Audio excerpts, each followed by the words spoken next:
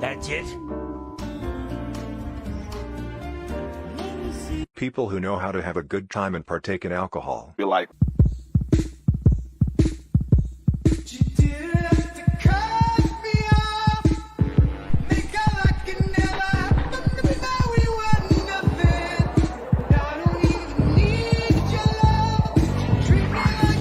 why would Allah invent it, if not for us to enjoy? you're gonna stay on my dick until you die. You serve no purpose in life. Your purpose in life is to be in my stream sucking on my dick daily.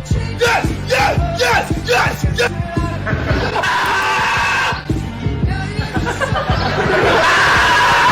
Top 10 secrets people think the U.S. government is hiding. And I think to myself, what a wonderful world. Hey dog, get some 99.85% wood alcohol. It's only a spoonful.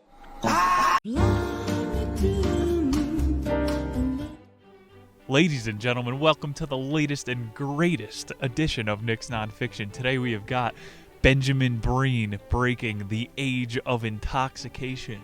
My name is Nick, that is short for Nick's Nonfiction, and Ben's name is short for benzodiazepine. He's talking about how drugs from the beginning of time have been entangled with science and empire. Really wasn't the pharmaceutical complex of today. You had individual shamans doing their thing. I personally struggle with drug addiction, so cocaine is where I draw the line. What kind of drug does a duck do? Quack. What kind of drugs do birds do? Crocaine. He's talking about the East Indies merchants who sold weed to philosopher Robert Hooke at the same time the Atlantic trade was blowing up because of the sickly sweet tobacco. Ben's main thesis for the day is, quote, I believe that it is impossible to understand human history without accounting for the centrality of drug taking as a fundamental human impulse. You got monkeys out in the jungle eating fermented apples just to get a little bit tipsy. The war on drugs has shifted from like governments against people to, I think, back to governments against governments. China is shipping in all this opium. It's a human need to want to get messed up. When all these empires get involved, more casualties rise up. And you know the history, the British opium. We're going to be glazing over that today. They got China hooked for years on end. And the U.S. is like we're kind of like a scumbag dealer in our own way. We go over to the Golden Triangle in the Middle East to get all of our poppy plants. And then China is doing their 100% synthetic opium, which is fentanyl. They're the LSD dealer who gives you research chemicals. They're even worse of a dealer, maybe. I don't know. I'm still fighting the good fight out here in Denver with decriminalized mushrooms. It's a two-front war out here. We are certainly losing to the benzos, 1/3 of Americans at least. If you ever need a spore swab, let me know. Mycology is still legal in 47 states. Today, the book, the narrative is centered around Lisbon, Portugal. It's a city known for the decriminalized drugs and known for the homelessness. Benny Breen says about the city, long quote, "It is sleepy during the day, frequented mostly by tourists and the occasional stray cat, eager to take in its panoramic views. But as the sun sets over the Tahoe River, revelers of the city's nightlife district's crowds the south end of the tiny plaza. Dealers in MDMA, hashish, and cocaine begin to ply their wares. By nightfall, on a typical Friday, Lisbon has become one of the busiest drug markets in Europe." Portugal has to be the most Chad country in Europe. They're like the Florida of America. Stay off my damn peninsula. I'm going to do my crocodile down here. Why can't Americans be like that? How are we going to tax the MDMA dealer? Like, are you going to be allowed to sue Pfizer when you OD on their Fenty-laced coke? I'm going to err on a side of personal responsibility here today. Because you're not allowed to sue drug companies anyway. So what are we talking about? We'll have the book like Drug Use for Adults in the future. America is a nation of kid adults. We probably aren't mature enough for most advanced drugs. We're talking about alcohol, as the intro alluded to.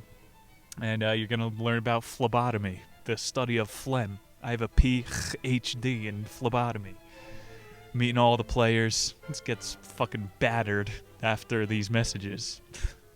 They were just so excited to see me. They're like, "You have the gold," and I mean, I had unlimited service after that. I was getting drinks and I was getting snacks, and I mean, I was taking photos in the back with all the students. It was fun. Wait a minute, drinks? You're 19 years old. Yeah, I'm talking about Mountain Dews, baby. All right. He called me baby. Ladies and gentlemen, make sure you are checking out that Patreon. Our latest edition is White Hot Confessions of an Economic Hitman. Straight up James Bond, worldwide story of corruption. The memes over at Harry Schwant Instagram, improving in quality, over 16,000 followers. And donate to our newly established Nick's Nonfiction Foundation. All proceeds go toward teaching strippers how to read. Yes, it's a real thing.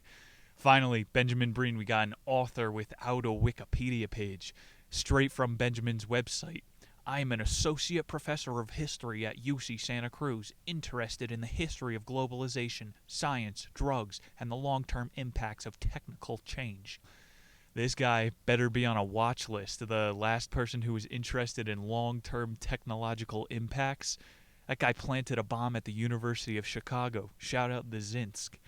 He's a contributing author to the Paris Review, the Atlantic, Slate, Aeon, what is that, a magazine on Mars, and the Chronicle of Higher Education. Since 2017, homie's been teaching at UC Santa Cruz, and that's notoriously the biggest stoner college in America for our overseas listeners. Bro, you trying to fucking toke some fire ganj down on Goleta Point tonight? Heard there's gonna be a big swell. We are participants of a comedy here on Nick's Nonfiction. Did you know that Mitch Hedberg died of a drug overdose, which means the drugs came from Mexico? Otherwise, he would have over-2'd. If you OD on 2 drugs at once, is it an over-quattro? Jimi Hendrix died of an overture. Comedy. Women are like drugs. They're too expensive and ruin your life. We got a good book today, 6 chapters. We'll be right back after a word from our sponsors. Officer, would you like to buy some marijuana? I gotta go. I'm thinking maybe $40. Give me the bag. Hey, Well, hey, what's in your hands? There's nothing in my hands. What's in your officer. hands? Nothing, I Open your swear. hands. All right.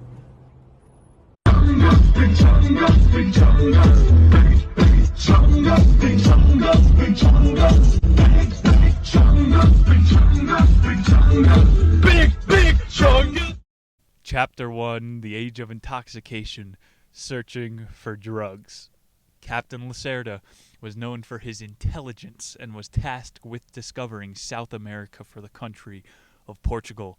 On Lacerda's 1683 voyage, he brought back from a tiny village the quina plant, Quina. Quote, quina would become one of the planet's most valuable crops, famed as a malaria treatment because of the powerful fever-fighting alkaloids in its bark.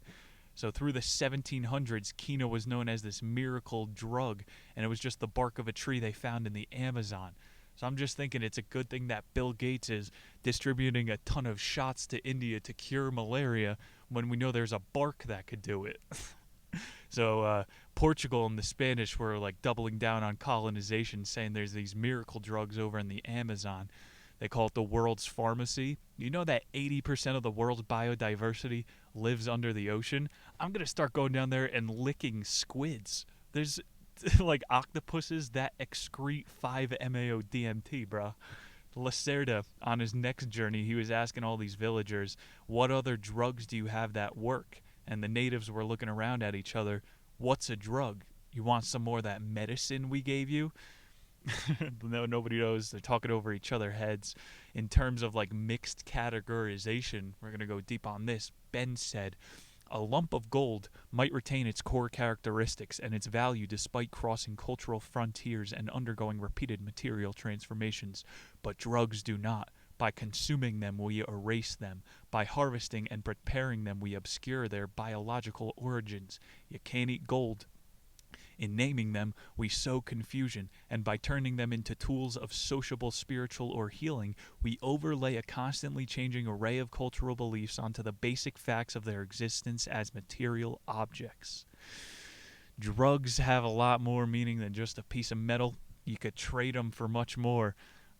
Bro, like sometimes you take a drug and you're like, the value of this is not even be able to put in language, not even be able to put in money. Something that expands your mind, that's not even worth $1 billion. The Portuguese differ from the Spanish at this time. The Spanish were continuing to like shake down indigenous tribes. They're skinning everybody, and the Portuguese were trying to make some commerce here. The Spaniards just straight up gave up. They decided to conquer and destroy all the Incan empires because they couldn't communicate. The Portuguese were going, you know, the quina plant, this thing is like the modern ibuprofen. How did you get this? Which tree did this come from? And then the natives would just go back, Mother Earth. What fucking plant, you savage? The Portuguese were cutting out the middlemen. You know, they went straight to the Amazon. I don't know, because the Spaniards went straight to the source. You know what I'm saying? They fucking conquered. Ben said in a very real sense there was no such thing as a single drug called quina and no clearly delineated bank of traditional knowledge that Europeans could co-opt to discover it. A ton of cooler plants came out of the Amazon at this time, even though I know people that take 4 ibuprofens at breakfast, lunch, and dinner. Tobacco evolved in the Amazon. They called it nicotiana. Nicotine for the longest time. It's the world's most consumed drug. And then only in the past like 200 years did that switch to caffeine. We're getting the Easterners hooked on it now. Nicotine was straight up what it's about. They said you get less COVID if you smoke tobacco, but not cigarettes because that's got 40 other carcinogens in it. It's all the other shit that goes into these things, like Bill Gates' fucking malaria medication. Why are there dangerous metals inside of it? Just give us the fucking plant, the quina root. I'm going to sound like the captain from WALL-E today. Give me the plant. Columbus even trafficked Yopo snuff. This was a powdered seed. It contained psychoactive DMT. So he's going on to say some heavy psychs were being pushed around the globe since the 1500s. And then the Amazons, in the 1800s, it was referred to as the world's apothecary.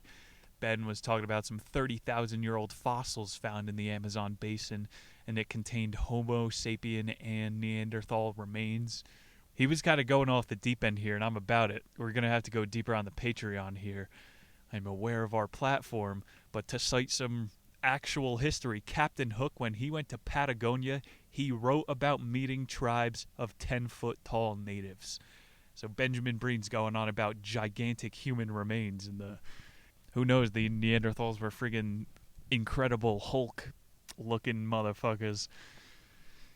The whole point of this like super culture rant he went on is everybody had the shaman, no matter how close to the monkey you still are. There was one guy who knew the plants and would heal everybody. We got a quote towards the end of the chapter here. Shamans stood apart from the normal social order, closely guarding hard-won knowledge of a natural landscape that was perceived to be imbued with latent spiritual powers of gods, ancestors, ambiguous magical forces, or even the spirits of psychoactive plants themselves.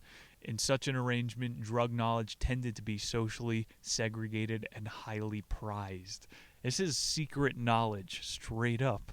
This is like a dangerous position to be the one guy with all that forbidden stuff, and you know how to heal people. If you are in the mafia, you would whack this guy, so everybody has to come to the mob doctor. Didn't like Dr. Shiva die? Shit, I shouldn't say these names. There's YouTube doctors dropping dead, son.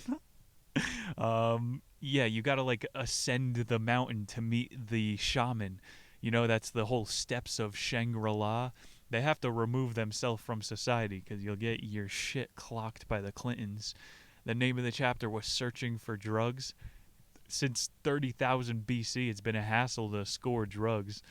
I mean, he ended the chapter with a cool fact. It was about the Spaniards. When they found quina, they were able to cure syphilis with it. And that's why everyone wore those powdered wigs back in the day. Their hair was falling out. Portuguese quina was mostly for the malaria, but the Spaniards were using it as a dick pill as well. Isn't that wild? They found Viagra back in the day. I bet there's still a lot of syphilis going around. Because of all the biodiversity in the Amazon, humans have yet to find a remedy for male pattern baldness. They start wearing those white powdered wigs again. It's not enough to find the drugs. You got to market them and traffic them as well. Let's move along to Chapter 2, selling drugs. There were no drug crimes in 1600 Portugal. Jail existed for criminals of the Inquisition. You could sell any kind of drug you wanted so long as the state wasn't selling it as well. It's the same as today, selling like ivermectin. I went to the store, Tractor Supply Company. It's locked away in the back of the store. They're only selling the topical brand now. They like wiped the shelves of the human one. It's because you have to develop the untested drug Pfizermectin. You know what I'm saying? If you are running the same streets as the state mafia, you're going to get stamped out. 1669. Maria Pinto, she was being held in jail for heresy, excommunicated to Brazil from Portugal. The book had all these cool artifacts from her diary from throughout her life. In late 1669, she opened her own apothecary in Brazil, and she would trade with Portuguese sailors. And so the heresy, you know, she was found guilty for was trading illicit drugs. And what does this even mean? I'm saying the 1600s was the first time they started coming up with these new classifications. Illicit means having damage to the monarchy. If you're hurting our commerce, then you are considered illicit. So Maria was able to get away with selling the most popular drugs in Portugal because she was in a port in Brazil. So the government really doesn't care if you're trading the same drug if it's across the sea. More importantly, they don't care if the drug is hurting you. Illicit means damaging to the state. This is the same tagline the cops use to protect and serve. The whole quote is to protect and serve the state. People don't look into anything. It's not there to protect you. It's all to prop up the system further. It's the same today with the tiers of threat. Well, Class 1, marijuana has zero benefit. Alcohol, on every corner in America. Alcohol is legal because it makes you stupid. 50% of violent crimes take place under the thing of alcohol. I love it. I used to drink a handle of vodka a week. I should be Nikolai Munov. This is a great social drug, I'm saying here. If the fucking government actually cared about your health, all the people dying of liver cirrhosis and heart disease, alcohol would be obviously scheduled as some sort of narcotic. I don't want to see that happen. Actually, maybe, and then I'll start moonshining and get rich. Talking about these illicit... Yo, alcohol makes you illicit as fuck. I say some reckless things when I'm on the sauce. And then there's fucking mushrooms, which cure depression, which are proven to have no significant benefit. Because after ingesting those, you can classify the government as a threat. So they have to say, you're illicit before you call them illicit. It's all a game of pointing fingers. Statistically, I'm just saying, to cap this point, if the government cared about you, statistically, if we made a law against alcohol, domestic abuse would drop in half. Most traders that were competing with this chick Maria Pinto were shipping drugs back to the Portuguese that they liked. And so she starts zagging the other way when the market gets crowded. You're supposed to start selling in order to make a drug popular, you got to start getting the actors and the celebrities hooked on it. Maria had some coworker who was an in-house doctor for King Louis XIV. So she starts being a holistic shaman overseas in France. All these crazy drugs start getting pushed through France as well. This chapter is about selling drugs. Got to get your own market when all the newbies come. Really interesting fact here. They were saying in the 1600s, Portugal had a shortage of surgeons because everybody who had medical potential just went to Brazil to start practicing plant medicine. I hope this honestly happens again. Your doctor is telling you to take your 16th booster and you've gone deaf in one ear, you're drooling on half your face, strokes, brain hemorrhages. I hope people start taking a second look at the medical industrial complex. share some personal stories in a little bit. I've got a Benjamin Breen quote mid-chapter. Drug merchants transported substances that, when paired with appropriate knowledge, unlocked virtues that altered the mind and body. The substances alone were of ambiguous utility. They required someone with the knowledge of how to prepare them. Apothecaries were the intellectual go-betweens in this schema, the artisans who drew the active virtues out of simples and transformed them into remedies. I love that word, schema. These apothecaries were able to take just plants that meant nothing to anybody and turned them into magic substances. That's why I said at the beginning of the show, you're allowed to sell spores in 50 states. This is, check out the fucking merch tab. It's my new business. Yeah, a spore means nothing. It's for microscopy. If I sell it to you, it's only to look at it under a microscope. You know this. I would never encourage anybody to do anything else. You have to look up these online apothecaries that are banned, and it'll teach you how to turn the simples into the remedies. Literally every living organism produces exogenous DMT. I don't know how to extract it. You need one of these modern apothecary men in order to do that. Bro, I lived in a Denver flop house for a couple months. This was not a halfway house. This was not a three-quarters house. Full-on flop house. Someone upstairs was cooking DMT. I swear to God, they opened a portal. This kid, he created puppet shows in his spare time. He would let me use his studio. Complete bro. When he wasn't fucking selling DMT. The amount of stories he told me of people who fucking broke through in this house, I had to get out of there. There were fucking spiders crawling on my face in the middle of the night. 2 months in, 2 months out. And I certainly did not participate in this guy's whack job method. Benjamin was following that quote up about turning nothing into something, about needing a shaman. MDMA PTSD studies today are showing how if you give a veteran an experienced administrator, they could work through their trauma. You know, instead we're making them play Call of Duty, immersion simulators. You have to live through the frag grenade 1 million times. How about you let them fucking roll their tits off? We should be able to take, like, I'm saying, with having a two-way street, the dynamic medicine where it's all individual, it affects people differently. You need an administrator, a shaman, to come home with you after you take the jab. Like, if a nurse came home with you, you're able to tell her all your side effects. You know, maybe more people would take it. Hopefully not. In 1590, Benjamin Breen was saying Shakespeare dropped The Merchant of Venice, and this included the character Shylock the Jew. Is Shakespeare an anti-Semitic alt-writer? Twain has been banned from the curriculum. Maybe Shakespeare needs to be canceled also. People were becoming super weary of merchants in the early 1600s because of this one fictional characters. And drug merchants, they were able to lie, I don't know, more than a banana salesman. You got a banana salesman cutting all of his product with plantains. Those things are gross.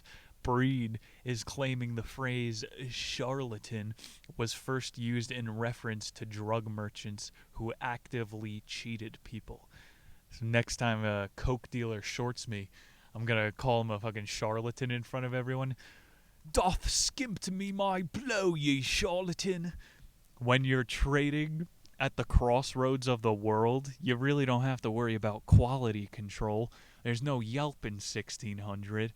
Illicit, who cares about any of that?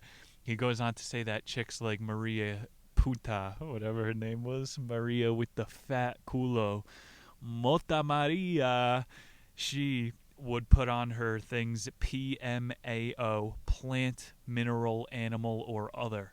And this caught on with all the merchants in Portugal, and so they were able to gain a little bit of street cred back by 1700. We're just so deprived in 2020 that you go to the heroin dealer if you find out that his shit killed somebody, because it's so good. Back then, people didn't want to die. That's interesting. And so these new systems helped. And it's not the government. Illicit, licit, Schedule 1. Is this a plant, a mineral? and then you can experiment for yourself. But experimenting is anti-scientific. You have to trust the deacon of science. Ben says, in short, the widening scope of what apothecaries could do with drugs created new opportunities for societal power and wealth.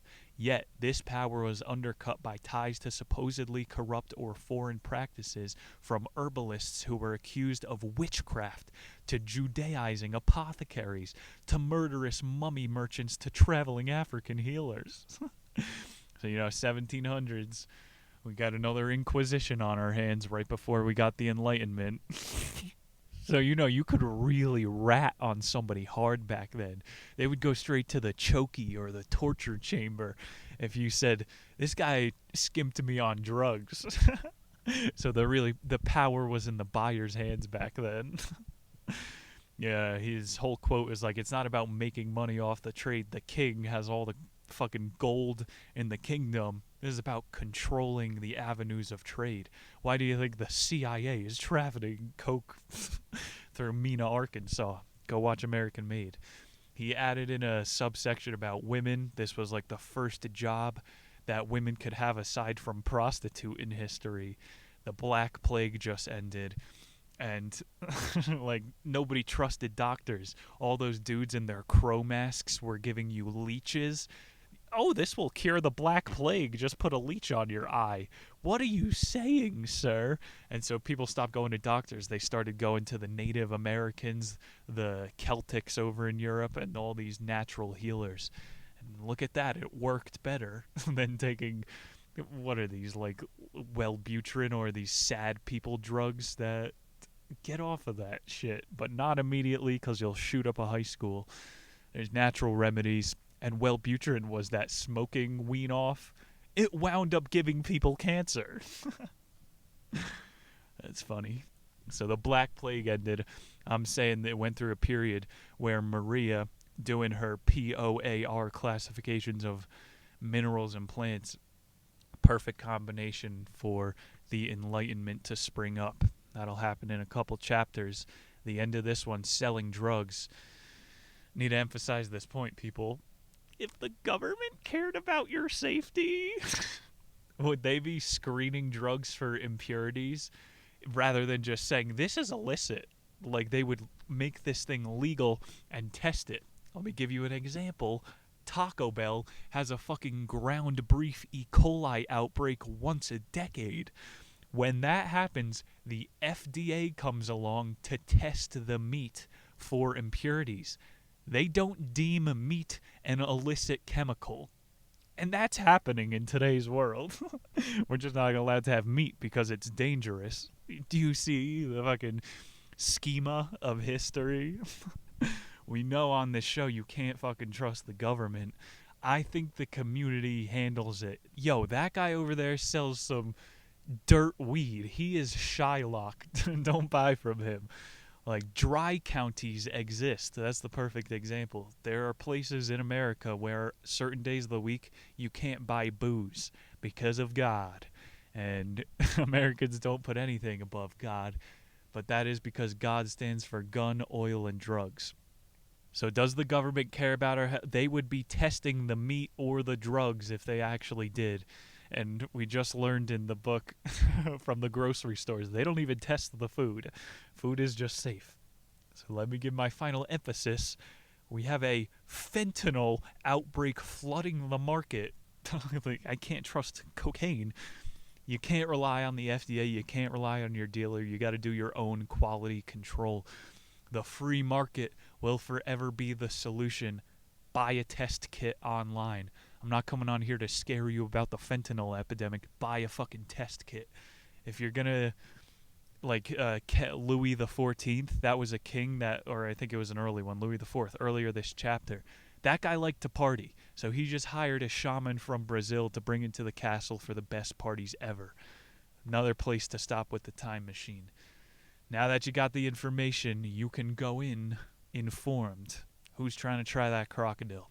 Chapter 3, Fetishizing Drugs. Started the chapter saying, a fetish, by definition, is something made by humans. This is big in the drug community. Designer drugs. Benda, benda, benda, benda. Designer, the rapper. It makes more sense when you think about foot fetishes. It's made by humans. We used to wear sandals, but then we put on those buckle shoes, and there's fucking guys beating off to feet, apparently. Fetishes. People are usually scared of synthetic drugs unless it's part of the culture. Alcohol, even though you think it's been with us forever, alcohol was discovered when we started farming. So technically that's synthetic. That's not something that exists in Earth unless you found an apple that's fermented right. If you try to sip, you would think this was like you're poisoning yourself. But it has been grandfathered into society, so there's no point breaking down the trade. Like, we'll probably do a book on alcohol. I'm trying to say it's its own story, baby. We're being honest on the show today. What drugs get fetishized and why throughout the ages. Alcohol stopped being cool when you get out of college. And if you want to get really specific, maybe in the last 2 years of college, it starts becoming sad. You see who's going to be the alcoholic. The best drinking ever is a high school open house. Like, every drug has its place and time. You fetishize alcohol so much as a kid to the point where you would tell your parents you're sleeping over each other's house and pass out in a field drinking scotch. We would do rocket fuel. You take a little bit of every single liquor from the parents' bar. Yo, it's the fetishization that makes the drug so much fun. I'm saying weed isn't even cool in college. Like, weed, the best time is when you're 15 years old and giggling in the woods with your friends. I could go deep on that, too. We have a Slosher's book coming up about weed, but after, 3 years, I think everybody reaches that point where you've learned what you needed. Like, a weed nug starts looking like Yoda, and it's telling you to just turn away. What more is there to learn here, young Padawan? You hear now, high schoolers, they smoke more than they drink. And that might be why it's cool to be bisexual in high school. Ew. I mean, very progressive cool. And in your 20s, cocaine is kind of cool, but it'll fucking ruin your life. You watch it happen to people. The drugs that are being fetishized, today, are obviously affecting our culture. In 2020, it's hormones. High school kids are more often trans than they will try speed. I don't know, man. They think it's cool to save Earth. That's their drug. Chapter's called fucking fetishization. When you institute a chemical into a daily process, that's when it becomes a ritual, he says. And so if you think about Christianity, it's a religion centered around drinking wine every Sunday. That's why moms love it. And it's a continuous act around chemicals. He actually detoured to talk about the Church of Cannabis in Denver. They were the first people to get it approved. I went by a couple times. They only get high on Sundays there. It's like it's a social club. I wonder why there's no papal class of kitty touchers in the Church of Cannabis. I wonder why there's no rampant alcoholism and Catholic priests touch boys and get drunk. That's their jit. The Christian culture outlaws everything, therefore fetishizing anal with a nice Christian girl. We got a quote about churches starting rituals of designer drugs. When healers and political leaders in Africa and in diaspora sought access to the benevolence of ancestors and gods via offerings of palm tree wine and mixtures of roots, animal products, and herbs, they did so in a shared framework of feticciaria that was understood as effect by Europeans and Africans. And even the fucking Spanish were talking about fetishizing. Looks like this was when he talked about 1700s Portugal had that surgeon shortage. And I made a note about in Colorado, they had just have CVS's closed everywhere because you have to be fucking quadruple jabbed to work in the pharmacy.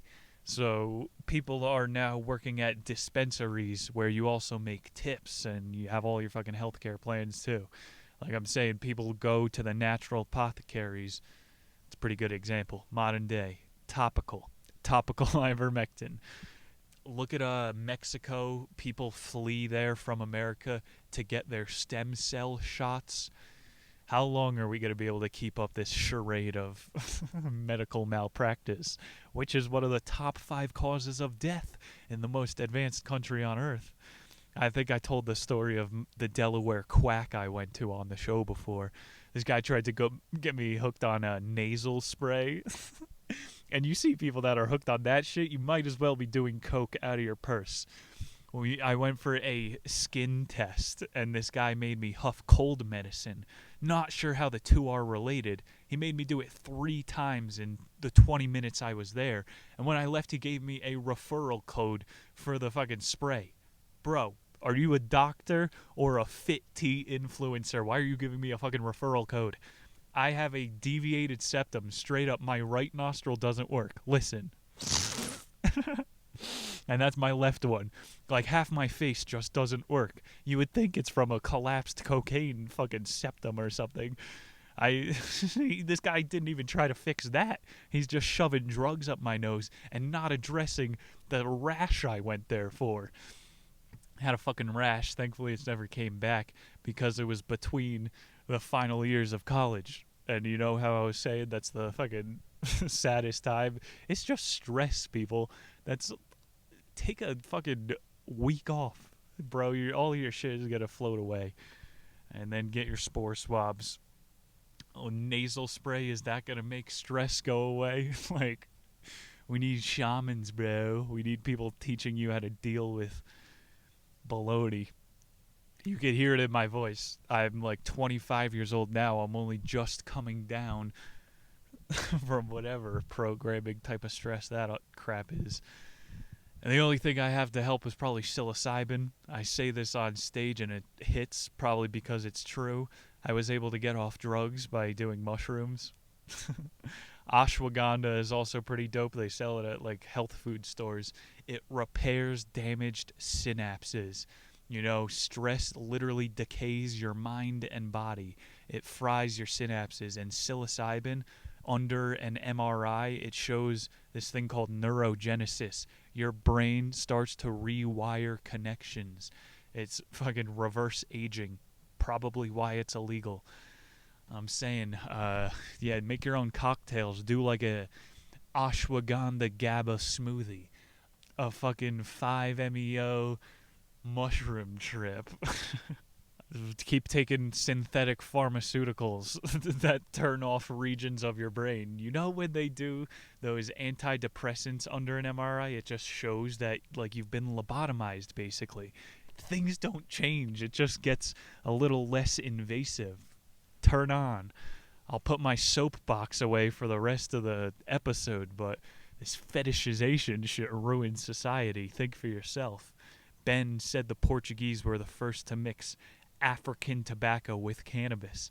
Everyone thought before, no, you have to do one drug at a time. Speedballs, people. It's a hit. You know, the Iberian Peninsula is known for their spliff game. Over in England, you get a spliff and it's 90% tobacco. Well, from what I hear from Spain, they got the proper ratio, and so do the women's hips. The Portuguese were scared out of Africa by all the natives there, so they were able to focus all their energy on Brazil, and that's why they speak it to this very day. Let's go to Chapter 4, Occult Qualities. Yes. 1680, Duarte Macedo was the king of Portugal. He was pissed of seeing the Spanish starting to steal their game, selling to the white man. Macedo caves and joins the Royal Society of London. And this is when it starts to get hairy, people. King Charles II was empathetic to Duarte. Their country was taken over by Spain for most of the 1500s, so he thinks he's a bold ruler. Charles told Duarte, the Spanish seem prudent but are mad, and the French seem mad but are prudent. This is because the Spanish have all of the materials and disdain the arts, and the French had no materials but esteemed the arts. I guess nobody knew how to identify Liberty Cap mushrooms over in France. Those things litter the countryside. You need the knowledge that Portugal has of all the fucking drugs and then the material that Spain stole to make it all work. So yeah, if we all worked together, the world would be great. Benjamin Breen. This King Charles II was an interesting character. Him and Duarte would trip off of psychedelic wine together. Ben was making a point about succumbing to the North and becoming one with the Club of London. This cemented Portugal's oppositional defiance disorder. That's why they're the Florida of Europe. We're doing our own fucking thing down here. No masks. Stay off my peninsula, bitch. Or maybe it's just something about that landform that makes people non-agreeable. Ben is making all these weird points, but bro, they're doing psychedelic wine together. That's the real history of occultic secret societies.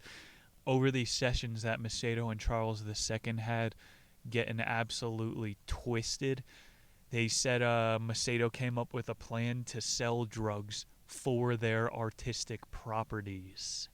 So this is the 1700s. You got the Enlightenment picking up, and Macedo apparently came up with the idea.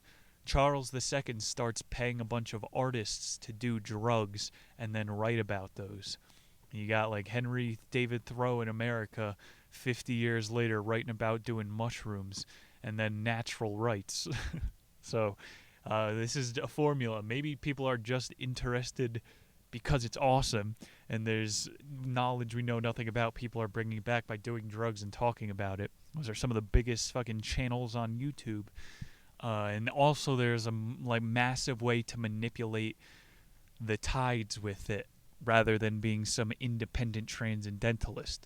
Like, I am highly convinced Van Gogh had some sort of ergot in his water, or he got LSD in his system somehow. When you look at Starry Night and you're tripping balls, the universe just makes sense. It's neoclassicalism is that whole type of art. Finally, people were saying, okay, we see the bridge. Put a different twist on it. Macedo, unsung hero of history here. Some trust fund royalty who used his influence to make people pay attention to drugs. We know the hobnobber got exiled. Ben Breen wrote, Ralph Montague was a prominent patron of the Royal Society who maintained relationships with pivotal figures in the history of science, such as Robert Hooke and John Locke. There you go. A couple influencers in the American Revolution that were tied into the Royal Society.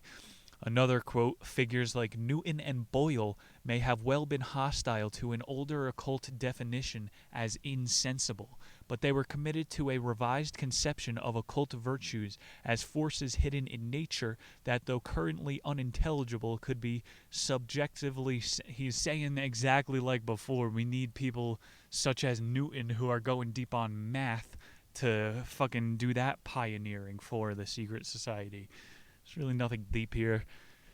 Macedo described the Royal Society of London as the discovery of secret natural philosophy and chemical experiments. I said before, history just fucking ramps up in size or gets less invasive. He just said fucking secret societies are doing chemical experiments. Bill Gates' Davos, which we learned about in the Great Reset, is trying to block out the sun. That's a real thing. That's good. So yeah, chemical experiments on a grand scale for natural philosophy. Bill, you're going to get another pie to the face. Hillary Clinton, we know this bitch took Provigil every single day just so she wouldn't faint. That's what Marines use to stimulate themselves in combat. I don't want to know the cocktail that Joe Biden is on. This shit is wild. Secret societies love their illicit drugs. And I would be an asshole here if I didn't mention adrenochrome in the occult chapter. I honestly don't think it's a real thing. I've read Fear and Loathing in Las Vegas. This is where the cultural rumor started. Who's to say Hunter S. Thompson wasn't the newest Club of Rome, Royal Society of London philosopher? I'm around drugs a decent amount. You can't go one open mic without seeing a comic do a line of coke in the bathroom. Buddy, You really need to rip a fat slug to go tell jokes to 6 drunk strangers? Rock on, buddy. The amount of drugs I've been in dealer dens with thousands in cash and garbage bags full of weed, allegedly. You would think that by now I have ran into adrenochrome. I don't know, some of these occult conspiracies get pushed like Q just to muddy the waters. Maybe on Epstein's Island they were doing adrenochrome in the Sun Temple. I could be wrong, but we do know for sure they were trafficking kids there. Like, if someone asks you for adrenochrome, just know they're probably a narc. The dark cabal follows their own set of rules, which means their own set of drugs. Does anyone find it weird that Congress never did their own mRNA therapy? And just open your mind here, people. I'm not calling Congress an occult, but why don't they have to take the drug when fucking grocery store workers do? You know what I'm saying here? Why does Bill Gates not vaccinate his kids? Does anybody else find it weird that your doctor is not allowed to administer the jab? It has to be a stranger. It's the same exact thing as before. Medicine should be a dynamic two-way street where you can take home the administrator, or you have someone to talk you through this drug. This shit is insane. Ended this chapter with a quote about the entire Portuguese scheme to sell drugs as artistic. The result ultimately was the formation of a truly massive commercial force that would come to be known collectively as the modern pharmaceutical industry. From a chaotic world of stuffed alligators, Venetian treacle, curious cabinets-like shops, enslaved plantation laborers, we now begin to approach the pristine sterility of the pharmacy. Go to Chapter 5, Intoxication and the Enlightenment. Got ahead of myself a little bit. Drugs, responsible for opening people's mind. Go figure. We'll have to make this one shorter. Also about the time in the episode where I addressed the sober Sallies. Fucking 45 minutes of drug talk. You really shouldn't be messing with your baseline. I don't want to hear about it because you trip your balls off every single night. Sober people probably have the wildest dreams. Like all throughout the day, whether you're hungry, whether you're sad, a little dysphoric or euphoric, you go through altered states of consciousness. I don't want to hear this sober bullshit. Sober people probably cry their eyes out. They're in touch with their emotions. So fucking brave of you. Raw dogging life. Wow, you're so heroic. It takes a man to go through the highest highs and the lowest lows. A better word for sober is kalia. This is the stream of consciousness, and it means excluding emotions. So my fucking bit there, emotions are not included in this thing called kalia. And you can scale this up. What is the kalia of society? And I'll reserve to say that kalia might not be the perfect term, because even when a sober person listens to music, you're not feeling emotions, but by God, you're getting jacked off of chemicals. Sober people, go listen to Mackie G and tell me you don't feel like you're tripping off of MDMA. I'm headbanging already. See, I just got high off of fucking nothing. Sober my ass. And then think about all of the information in our pockets. I'll save that for the last chapter, but don't claim you're sober if you spend 4 hours a day on the pocket square. All right, we got a quote here about nitrous oxide. Nitrous, Humphrey Davis was the discoverer. He said, "This, at least, is how it seemed at first. The experience of nitrous oxide is momentarily revelatory, yet ultimately shallow. It is like hearing the opening phrase of a monumental symphony, except the same note repeats again and again and again." He didn't let all the nitrous go to waste. You know who Humphrey Davis is in the scheme of history? He started the Grateful Dead. Just kidding. Those people love nitrous, though. Humphrey Davis invented dentistry. We can't sell this gas. Who's going to lug around a fucking compressed air container? Why don't we just get people high and start ripping their teeth out? Dentistry is bullshit. Brush your teeth. One of the things, don't eat sugar.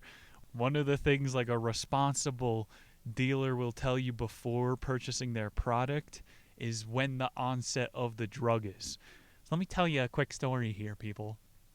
I'm going to fucking brief it because I tell this on stage. When I got my teeth taken out, my wisdom teeth, not sure why we do that, because you have to pay for braces first and you don't want to mess that up.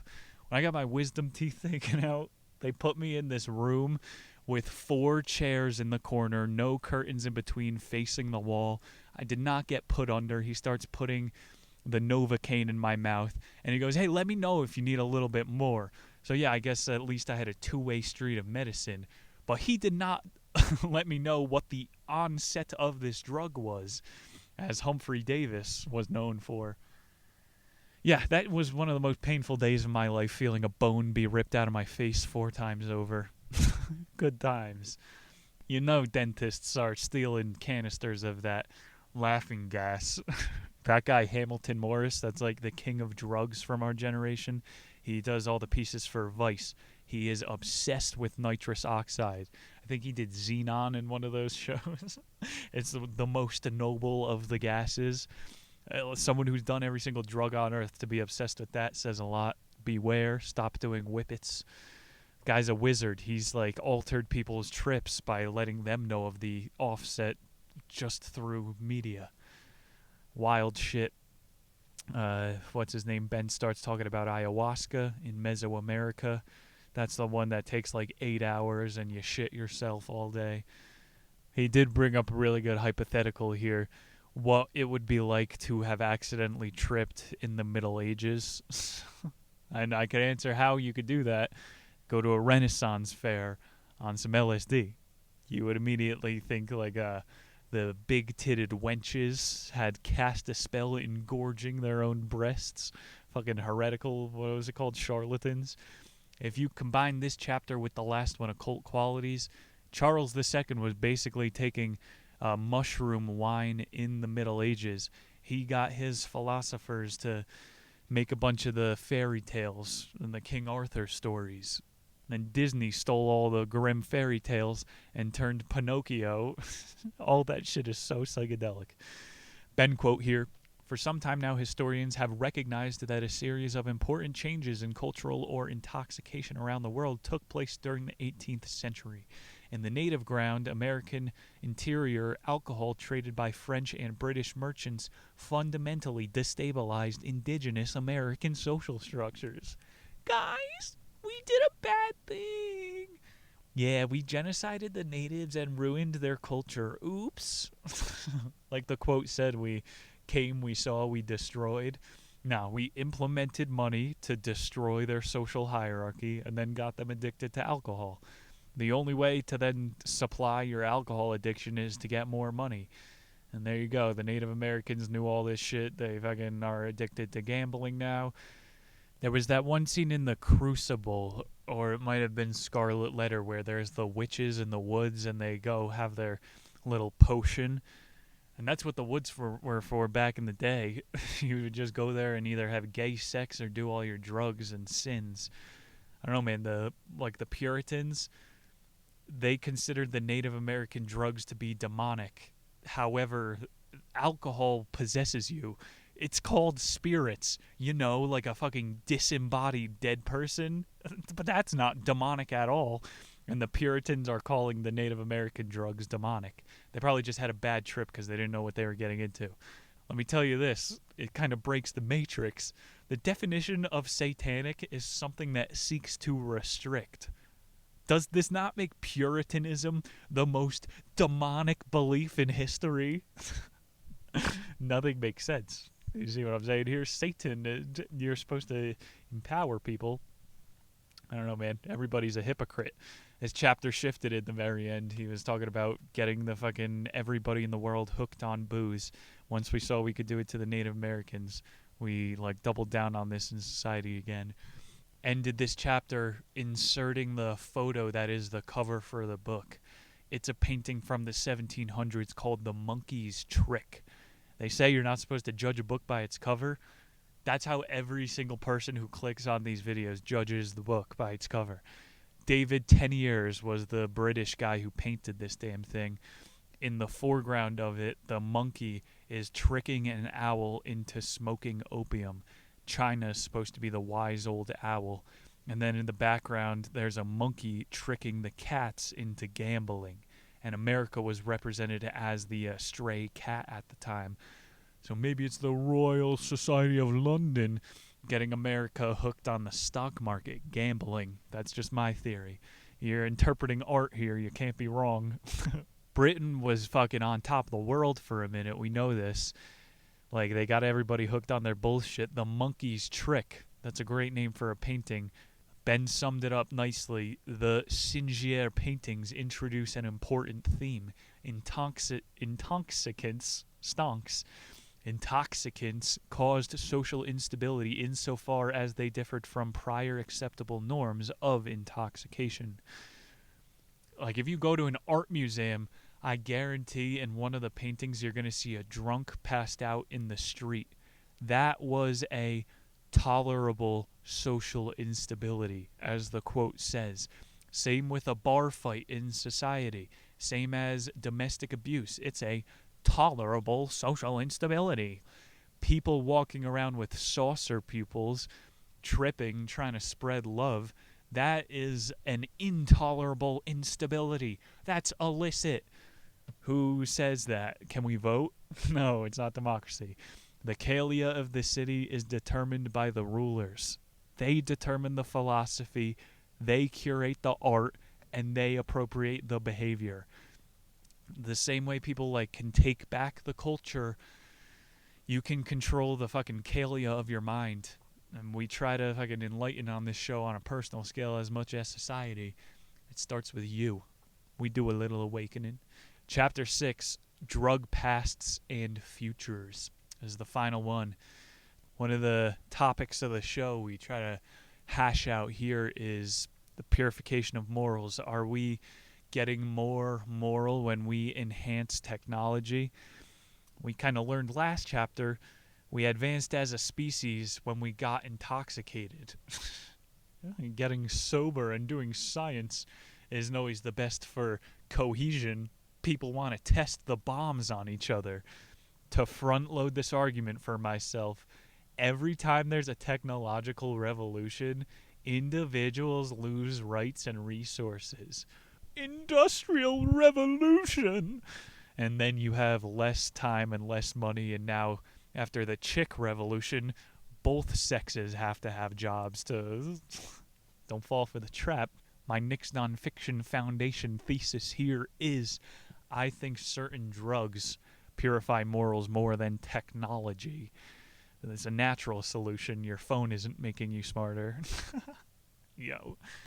Ben started with drug contraptions from the past, and it wasn't out of the ordinary to go into an apothecary and see a hot box. This wasn't your normal, like, L ride. It looked like an MRI machine. There were all these pictures in the book. They would fill it with a mix of opium and cannabis, and you would give the guy a shekel, and he'd just lock you in the hot box. When you look at all, it's a good book. Download it online. The artist renditions made the apothecaries look like fucking Willy Wonka's factory. There's all these mason jars full of snuffs and sludges and solids alike. We've got uppers and downers and poppers for queers. We've got everlasting caffeine and a river of beer. Talk to an Oompa Loompa, they'll put drops in your ears. These old apothecaries sound fucking sick, bro. I want to go and eat the grass. I went to some fucking underground dispos when I lived in a hostel in L.A. Shout out Chris Trombone, you know who you are. We wandered into some, like, sketchy warehouse one day. Somebody told us about some cheap fire on the other side of town. We decided to go on an odyssey. On the way out, they were offering dollar dabs. And mind you, I got like a fucking 250 milligram brownie for fucking $5. I think it was 10. But, you know, they don't have to abide to the standards and regulations or whatever. On the way out, they're offering dollar dabs. I was going a fucking dollar. Of course we're doing this. Let me tell you, people, these were no ordinary dabs. This was some Wonka level shit. I felt like I was in the apothecary MRI machine. There were 7 other dudes slumped on a couch on the way out. They were listening to some good music. This was better than a Chinese opium den. We fucking floated down the street on the way home. I don't remember taking a single step. Maybe a million ants came underneath our feet. Me and the boy went to fucking Spud Nuts, destroyed a dozen potato cake-based donuts. The ladies watched in horror. It was one hell of a day. The underground fucking apothecaries of today are pretty fucking dope. It's a good time to be a complete degenerate. People are choosing to live on the street so they can do heroin. Like, that shit must be pretty good. The drugs of the time. If we maybe legalized weed lounges like they're doing in Nevada, I think it is one of the first states to just be cool about it, you probably will see less people slumped. We've been talking about drugs of the past, like these are the drugs of the fucking present. And I guess I don't know enough about meth to comment on it. I've done a good round of Adderall in college for partying, not for studying. I'm retarded. That'll fucking keep you jawing all night. It's the worst parts of coke. Anyway, Ben does a good past, present, future here. The seeds of the illicit and illicit divide can be found in the process of separation, which was built on fears of counterfeiting and non-European spirituality. But other factors were also important, above all the rise of alkaloids in the 19th century. You can't risk people doing the peyote because it might like make you have a vision of the purple lady, and you're only allowed to see the white light when you die to make you believe in Christianity. That quote is all about like finding new alkaloids too. People died of scurvy until we found out you need lemons to cure it. Maybe there's some shit about the brain, like you don't have to have depression. Everybody's fucking depressed in today's world. I don't know what classifications we're using, but compared to 50 years ago, I think you would say, yeah, people just aren't as generally happy to see one another. You know what I'm saying here? What's the fucking alkaloid that humans are missing out on? Mushrooms, dude. Just a little bit at a time. I don't want you to blow out the frame. Like I used to say on the old shows, you gotta go through the period of discovery, as everybody does with every drug. And that's why I'm probably saying that's the most fun time in fucking high school, getting drunk at a kegger. Like, and as we're talking more about modern world, you gotta talk about the fucking phones, because everybody's addicted to that bullshit. That's no way making us happier. It really is the monkey's drug. Same way Bill Gates doesn't let his kids take vaccinations. The CEOs of all these applications don't let their kids have phones until they're like 20 years old. It's the monkey's trick, bro. We'll come back to this point, close out the drugs. Look what we do to our grandparents. We warehouse them and then pump them full of opium. They could just be getting high in the rec room together. You know what I'm saying? The wrong drugs are being pushed on our culture. Towards the future, Ben says new varieties of intoxication, be they newly invented technologies, products like laughing gas, or newly globalized ones like cannabis, offered respites from lives of toil, as well as painful experiences of addiction. Yeah, good thing Grandma's addicted to smack like a Chinese railroad worker. Fucking Jesus Christ, man. Give her a joint. Ben says, newly globalized drugs like cannabis. Cannabis is 28 million years old, Benjamin. We tried that. It's the culture. You have to change people's minds. I'm on board with a trend of laughing gas, as he said. It's going to be a hard one to get to catch on, but laughter heals. That could be the quina plant we're missing. If I had the resources of Willy Wonka, I would fill up a Zeppelin with laughing gas and fly it into the World Trade Center. We got towards the end here. Barely talked about caffeine, honestly, on the show today, too. If you ever tell someone to give up their morning cup of coffee, they'll look at you like your nose is a cock. And it's the same thing if you tell someone who's obsessed with social media to get off of Instagram. It's because it has become this person's identity. 64% of American adults drink coffee. Don't talk to me unless I've had my cup of Joe. Joe Mama. It's the same thing as social media. It becomes your avatar. This is my identity. Phone rehab exists. I shouldn't go far for these points. People literally go to rehab for their phones. And you go through DTs when you don't drink enough coffee. I'm finally off that shit. Holy thing. I encourage you to try to do the same. Fix your baseline, dude. Sober people suck. The metaverse. Why don't you get addicted to that? It's the goddamn monkey's trick. Do we not see? Like, there's going to be metaverse rehab. Get it? We're going to have that book Irresistible on. I'm saying that's supposed to be the Bible of phone addiction. I don't know, man. Jean-Jacques Rousseau, you want to comment at the end of the chapter here as we started the purification of morals? Kind of seems like we're using technology to get people addicted to things, like booster shots. I'm going to break the matrix here for the second time. You can use the Puritanism to destroy the Puritanism. I used the stones to destroy the stones. You can use the technology to wean off the technology. And you got to stop weaning off the technology first to do that. Like, download a fucking meditation app. Download all the books you'll ever need and then go into the woods for a month. Cold turkey. Be responsible. They get that shit that'll turn your screen black and white. Just be aware. You can use chemicals to get you off of certain chemicals. Methadone gets you off of smack. Don't demonize the fucking chemicals.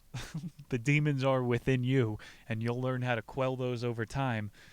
Sometimes spirits come in a bottle, though, so watch out for that shit.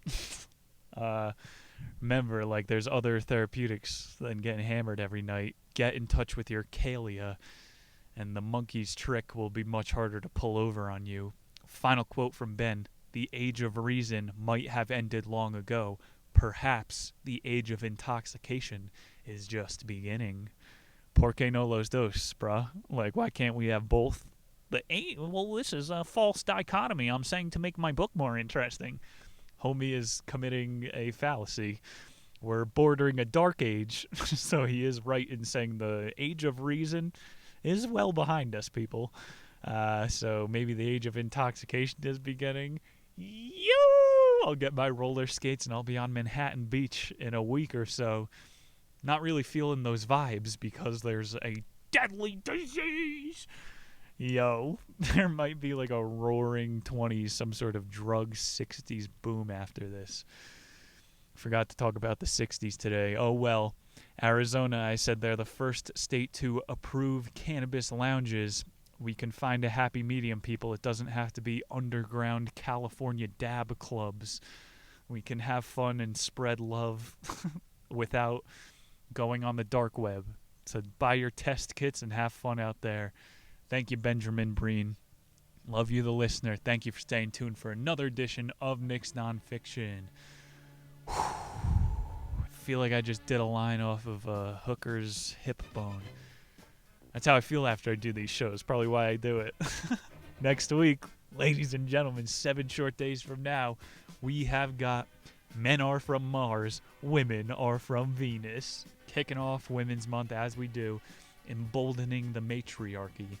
Every year, this is the highest % episode viewed by females. So I got some thinking to do. How am I going to portray this one? Should be a fun edition. Similar day, talking about chemical imbalances in the brain. Love is one of those chemical imbalances. Thank you guys for staying tuned. Really, Patreon special shout out to everybody over there. We are taking it to another level this year. The memes over there, video memes, hilarious stuff. Instagram Harry Schwunt. I'll see you guys real soon. My name Nick Muniz. Take it easy out there. Peace.